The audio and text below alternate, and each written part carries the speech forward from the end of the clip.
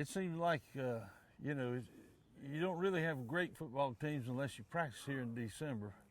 And here we are again. You've been a part of every championship team that the Red Raiders put on the field to this point.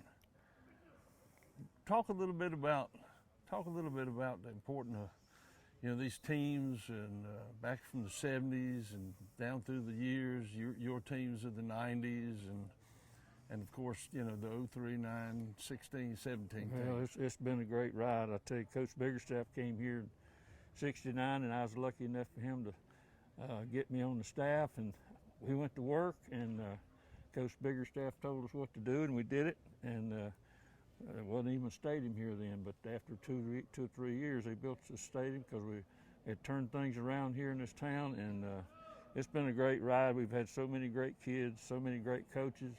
This coaching staff right now, this is as good a coaching job I've ever seen in my life this year. And, and it just keeps on going. And of course, all the coaches except one played here and grew up here, and they understand what it's about. And these kids that are playing now are just like these coaches when they were playing. Like Adam was a center in 02 and 03, and Josh and James and the whole crowd. And it's just a great deal.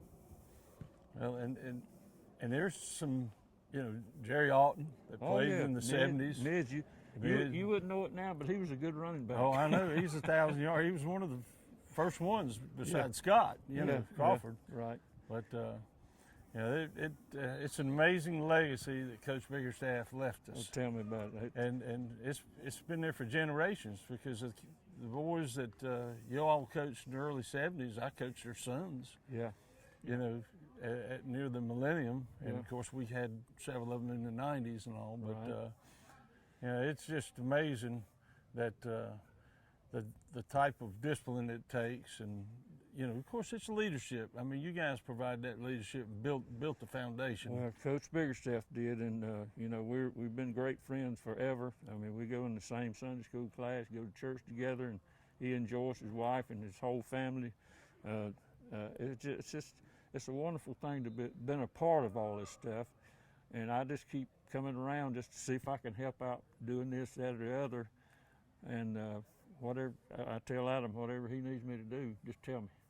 Well, I mean, 50 years of coaching here, and the legacy you left, and just the mentoring that you did to all these young guys. I mean, all the coaches out here now. I mean, these are guys you coached. Yeah, I mean, all the way through. I mean, there's not a guy on the field on this staff that you didn't coach. Right, even Mitch. I was telling a while ago about Mitch Painter. His dad taught me how to tackle in the 8th grade, Red Painter. Of course, I remember when Mitch was a boy, and Mickey, you know, big old Mick. I remember when he was a boy, and Louis, his brother, and all that stuff. But we've had a great legacy and a great time. We love each other. Like brothers, and of course our wives have been instrumental in letting us do what we need to do. Absolutely, Joyce and Trish. And Audrey and Tina. Yeah, Tina, all of them. And it's just, and you know, now we got a couple of guys with young babies, and it's just starting over. Yeah, that's a great thing, isn't it? Yeah, it is. Coach Biggerstaff, you told me a story yesterday when we was watching practice. You started coaching in 1959. 1969. I'm talking about when you graduated. When I first started, yes. When you first started down in Rockingham County. Mm-hmm. That's the year I was born. And you think about all the young men that went through here, and you know, talk a little bit about those early days and when this place didn't have everything we have now. I mean, just you were the athletic director, football coach, and all the. When all this happened, consolidation took place in 1969. Before that, you know, all the cities had their own school systems and so forth, but Gaston County consolidated, and Belmont and Cramerton consolidated to form South Point. Mr. Courtner was the principal. He was my principal when I was in school, and he insisted that it still be called the Red Raiders, even though it was going to be a different name, South Point High School. Right. So they became the Red Raiders. So I applied for the job. I heard about the job. I knew that Ray Shelton was going to the county office. He wasn't going to coach anymore. And I knew that Mickey Shellman and Gary Henry was going to the county office, and they weren't interested in the coaching job. Right. So I applied for the coaching job, and I came up here and talked with the administration here and got the job. I absolutely got the job back in my old hometown. And during the school year, while I was still teaching and coaching in Rockingham, I came up here and went to Belmont High School and Mr. Courtney got all those kids that were interested in playing football for South Point together so I could talk to them a little bit. Went to Cramerton. Mr. Huss did the same thing for Cramerton.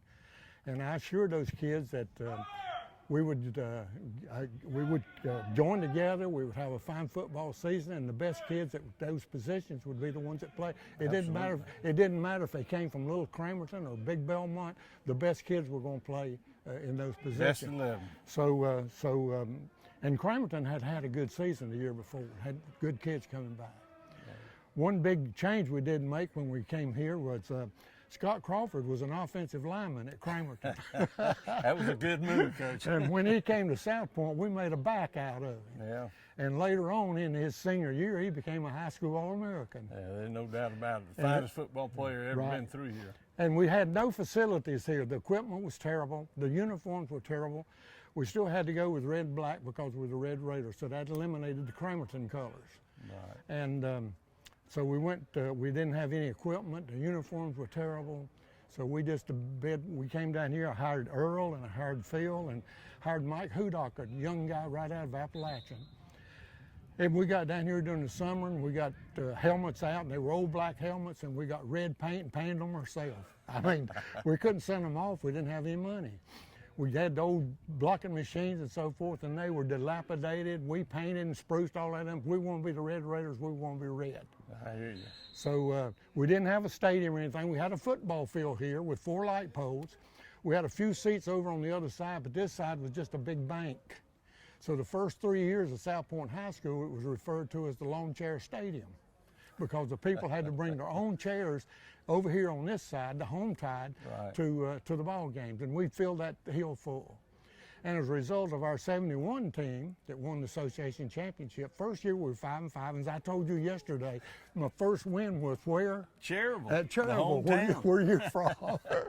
Was the first win. The first game I coached at South Point was at Cherryville. We were 5-5 that first year. The second year we were 9-1. And the third year, 12-0-1, and won the association championship. Right. So we had a group of people here in town that got behind wanting something better for us here, since we were doing so well in athletics. Right. So we formed a committee, a search committee, and we talked to the Lineberger family, who ran lots of cotton mills here in Belmont. By that time, the cotton mills were still flourishing. They were still doing well. Right. And the Linebergers had a foundation, lots of money in it. And we talked to them, and we went around talking to everybody. We went around looking at stadiums and so forth, what we'd like to have. And came back to the Linebergers with all of our plans and everything. And Mr. Joe Lineberger, Mr. Henry Lineberger, Mr. Harold Lineberger, they were 3 brothers. Right. Got together and decided that they would do a turnkey job down here, over $1 million at that time. At that time. To build this stadium. And when they built this stadium, it was, of course, stands on both sides. They did the track, they did the field house, they did all the landscaping around here. The county had to pay nothing. It was complete job that the Linebergers did, and that's why it's still referred to as Lineberger Stadium. It's not Mickey Lineberger Stadium. Yeah, I understand. And it's amazing how the community got behind you. I mean, talk about winning. Winning. Joe Steele and some of those early boosters, Yep. presidents. I know leadership, your leadership had a lot to do with it, Mr. Courtney's leadership. But the community got back. I mean, stories about Joe Steele going around in his little Volkswagen, smoking cigarettes and grabbing $5 and $10. Well, when I first came back, they did have a booster club with about 20 people in it. Right. Well, I came from Rockingham, where we had an outstanding booster club. Right.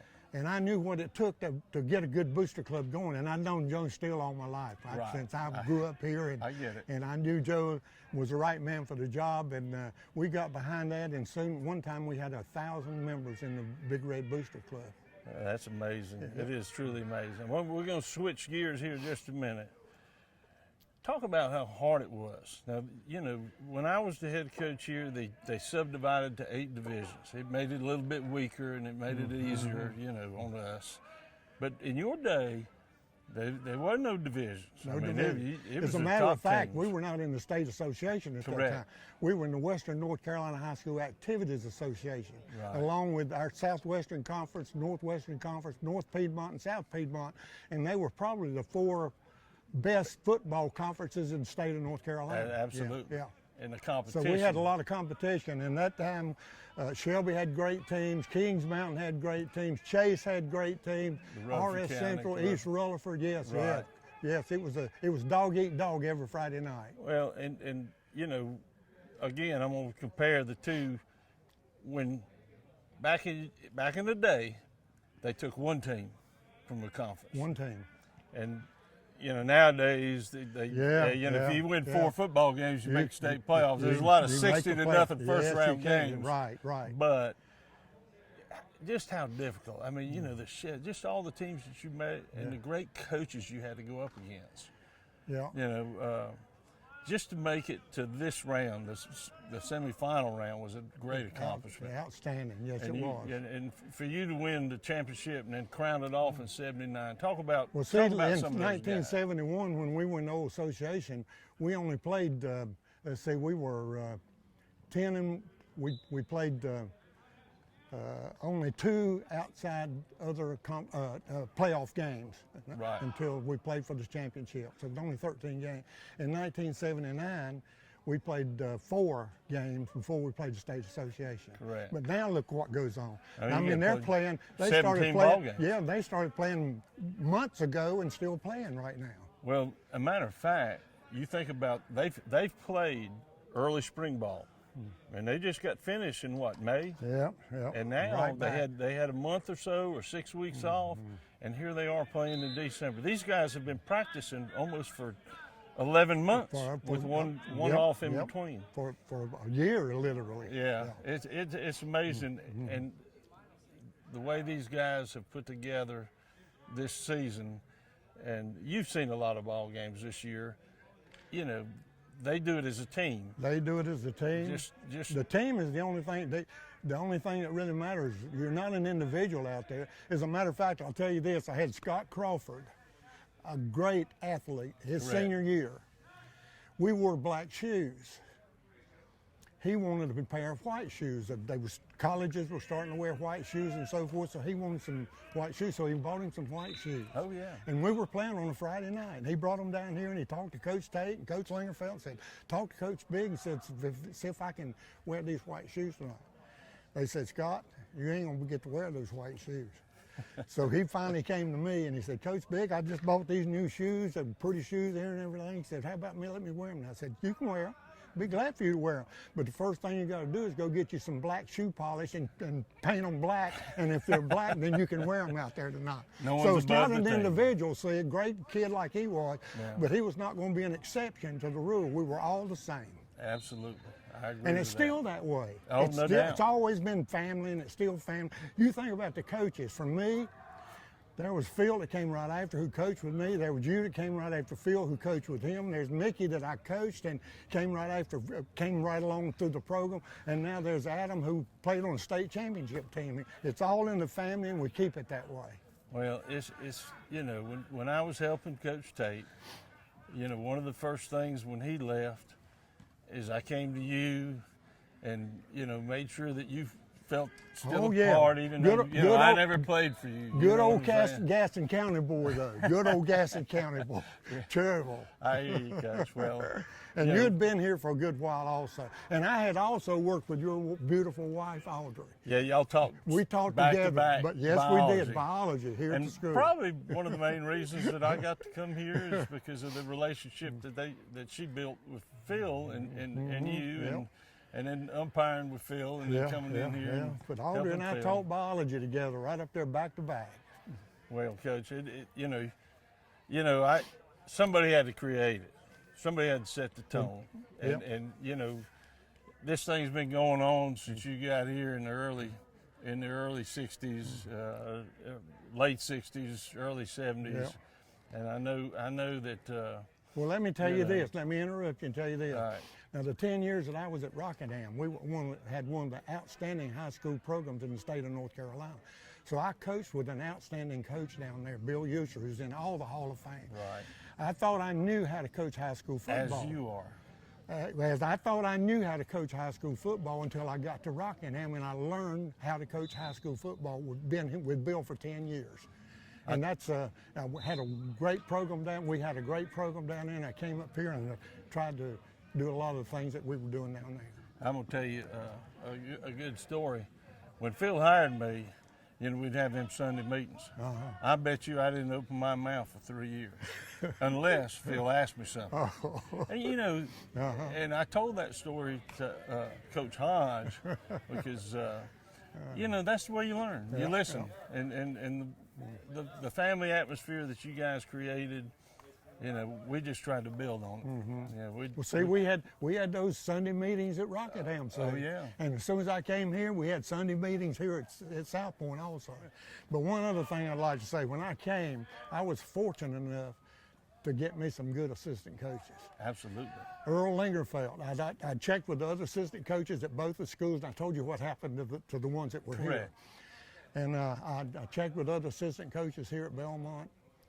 And they all said Earl Lingerfeld is a good line coach. He's new here. He came from Lenore-Ryan. He was an outstanding athlete at Lenore-Ryan. Said, you need to talk to Earl Lingerfeld. So I did, and I convinced Earl to come along with me.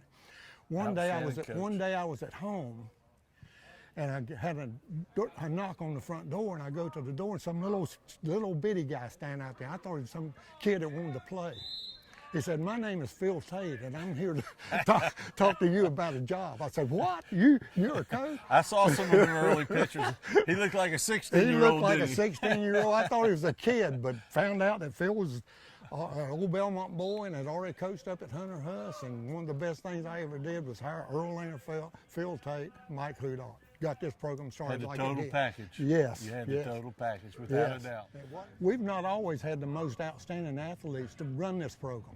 Right. But we've had good kids that believed in the program, and we've had great coaches. All the head coaches, you, Phil, Mickey, and the one we got out there right now, Adam, doing a great job with his kids. Well, they're good family men. Absolutely. You know. And they're Red Raider, red blood all the way. You talk about staff.